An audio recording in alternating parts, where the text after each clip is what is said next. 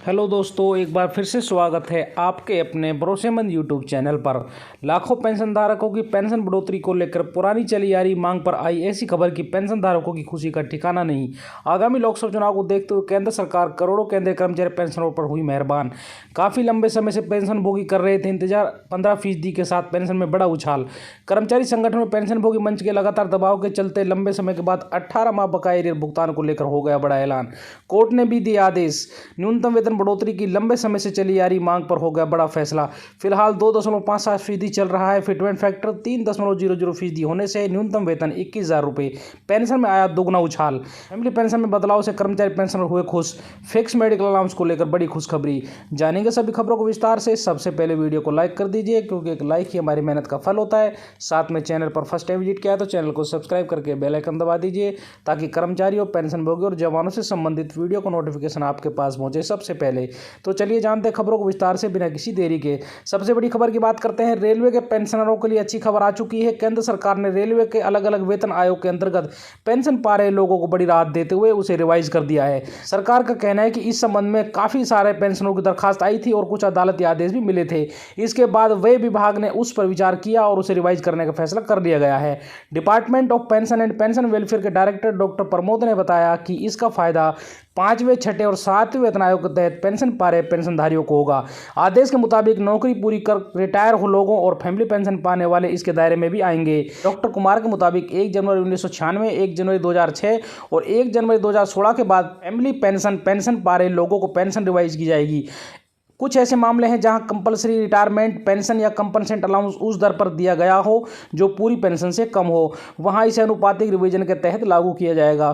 Family pension की रकम में कोई कमी नहीं की जाएगी। देश में करीब 15 लाख रेल पेंशनभोगी हैं। इसके साथ ही रेल मंत्रालय ने पेंशनभोगियों को पेंशन और पेंशनभोगी कल्याण विभाग के अधिकार क्षेत्र में लाने के प्रस्ताव को मंजूरी दे दी है। सरकार की मंजूरी का मतलब है कि पेंशन नियम जो केंद्र सरकार के सभी पूर्व कर्मचारियों को नियंत्रित करते हैं, रेलवे अधिकारी पर भी लागू होंगे। अब तक विभाग के संगठनात्मक ढांचे के कारण पेंशन रेल मंत्रालय द्वारा प्रशासित रेल सेवा नियम 1993 द्वारा शासित होते थे। हालांकि नियमों के 2 सेटों में समानताएं हैं। अगली बड़ी खबर की बात करते हैं। देश भर के करोड़ों पेंशन धारकों के लिए बहुत ही बड़ी खुशखबरी है। अक्सर देखा गया है कि पेंशनभोगी अभाव में जीते हैं, क्योंकि उनकी पेंशन काफी कम होती है। ऐसे में वो अपना गुजारा नहीं कर पाते हैं। उसी को देखते हुए संसदीय समिति ने सिफारिश दिया था कि पेंशन में 65 साल से ही एडिशनल पेंशन का फायदा दिया जाए, यानी अलग से पेंशन दी जाए। अभी के नियम के हिसाब से 80 साल पूरी होने के बाद उनकी पेंशन में 20% बढ़ोतरी की जाती है, लेकिन ऐसी बढ़ोतरी करने का कोई फायदा नहीं होता, क्योंकि उतनी उम्र तक बहुत ही कम पेंशनधारक जिंदा रह पाते हैं। पेंशनधारक को कठिनाई को देखते हुए संसदीय समिति ने एडिशनल पेंशन को लेकर केंद्र सरकार को 2 प्रस्ताव दिए थे। पहला प्रस्ताव यह था कि हर साल पेंशन में 1% बढ़ोतरी की जाए। वहीं दूसरा प्रस्ताव था कि अगर सरकार हर साल 1% बढ़ोतरी नहीं कर पाती है तो हर 5 साल में 5% बढ़ोतरी की जाए। संसदीय समिति ने देखा कि बहुत सारे पेंशनभोगी कठिनाई में अपना जीवन बिताते हैं। इसी को देखते हुए पेंशन में बढ़ोतरी की जानी चाहिए, क्योंकि देश की आर्थिक स्थिति के हिसाब से पेंशन काफी कम है। दूसरे देशों में पेंशनधारकों को अच्छी खासी पेंशन मिलती है, लेकिन भारत में पेंशन की मात्रा दर कम है। ऐसे में पेंशनभोगी अपना जीवन कैसे बिताएंगे, उसी को लेकर संसदीय समिति ने केंद्र सरकार के पास प्रस्ताव भेजा था। संसदीय समिति ने सुझाव दिया था कि 65 साल से पेंशनधारकों को 5% बढ़ोतरी की जाए, 70 साल होने पर 10% बढ़ोतरी की जाए, 75 साल होने पर 15% बढ़ोतरी की जाए। इस प्रकार पेंशन में हर 5 साल में 5% बढ़ोतरी की जानी चाहिए। अगर ऐसा नहीं हो पाता है तो हर साल 1% की बढ़ोतरी की जानी चाहिए। अभी नियम के हिसाब से 80 साल पूरी होने के बाद उनकी पेंशन में 20% बढ़ोतरी की जाती है। अभी के नियम के हिसाब से 80 साल पूरी होने के बाद उसकी पेंशन में 20% बढ़ोतरी की जाती है और 50 साल पूरी होने पर 30% बढ़ोतरी की जाती है। 90 साल पूरी होने पर 40% बढ़ोतरी की जाती है। वहीं 100 साल पूरा होने पर पेंशन डबल हो जाती है। अब बात करते हैं 18 माह बकाया भुगतान के लेकर आई बड़ी खुशखबरी की। केंद्रीय कर्मचारियों के लिए अच्छी खबर है। लंबे समय के बाद में 18 महीने के बकाया डीएआर पर बड़ा अपडेट आ गया है। मीडिया रिपोर्ट्स के मुताबिक सरकार जल्द ही कर्मचारियों के खातों में 18 महीने के बकाया डीएआर का पैसा ट्रांसफर करने जा रही है। सरकार ने लोकसभा में भी 18 महीने के डीएआर के बारे में जानकारी दी थी। सरकार ने बताया कि कोरोना महामारी के दौरान कर्मचारी के रोके गए महंगाई भत्ते से सरकार को 34,402 करोड़ का फायदा हुआ था। 48 लाख से ज्यादा केंद्रीय कर्मचारी और 68 लाख से ज्यादा पेंशनर को जल्द ही डीएआर का पैसा मिल जाएगा। बता दें कि सरकार की तरफ से अभी तक डीएआर को लेकर कोई सहमति नहीं बनी थी, लेकिन उम्मीद की जा रही है कि सरकार जल्द ही 18 महीने का बकाया डीएआर का भुगतान कर सकती है। सरकार ने महंगाई भत्ते की 3 किस्तों पर रोक लगा दी थी। साल 2021 में इसे जून में बहाल कर दिया था। केंद्रीय कर्मचारियों की लगातार मांग है कि ये उनका हक है, इसका पैसा रोकना नहीं चाहिए। एरियर की डिमांड को लेकर कर्मचारी ने कोर्ट में भी अपील की थी।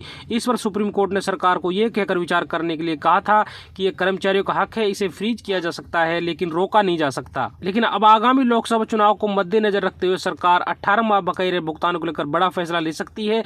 अगर ऐसा होता है तो देश भर के करोड़ों कर्मचारी पेंशनरों के खातों में 2 लाख से ज्यादा रुपए की राशि ट्रांसफर कर दी जाएगी।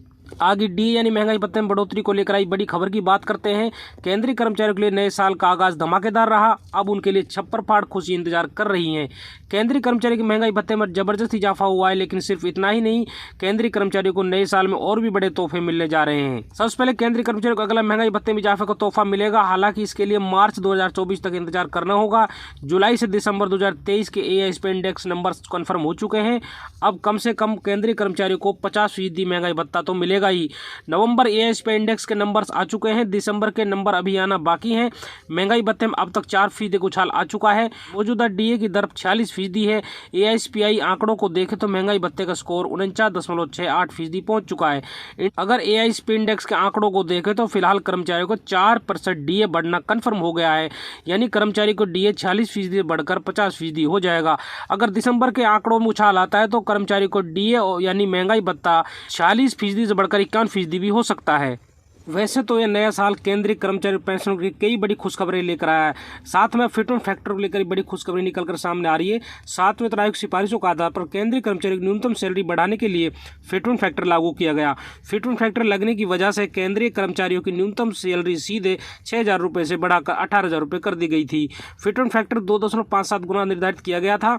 हालांकि सिफारिश के मुताबिक इसे 3 रखने की बात कही गई। अगर ये 3 होता है तो मिनिमम सैलरी 21,000 रुपये बनती है, लेकिन केंद्रीय कर्मचारियों इसे 3.68 रखने की डिमांड रखी। तब से ये मामला लंबित है। कई साल बीतने के बाद भी फिटमेंट फैक्टर को लेकर कोई बदलाव नहीं हुआ था, लेकिन अब बहुत अच्छी खबर निकलकर सामने आ रही है। केंद्रीय कर्मचारियों के लिए उनका फिटमेंट फैक्टर नए साल पर रिवाइज होने वाला है। केंद्रीय कर्मचारियों के लिए अच्छी खबर आ चुकी है कि उनका फिटमेंट फैक्टर नए साल में रिवाइज होने वाला है। सूत्रों की माने तो सरकार कर्मचारियों को खुश करने की तैयारी में है। ऐसे में उनका फिटमेंट फैक्टर 2.57 गुना से बढ़ाकर 3 गुना किया जा सकता है। हालांकि ये मौजूदा मांग से काफी कम है, लेकिन 3 गुना होने पर भी कर्मचारियों के पेमेंट के हिसाब से अच्छा खासा इजाफा होगा। सातवें वेतन आयोग सिफारिशों के मुताबिक फिटमेंट फैक्टर 2.57 गुना है।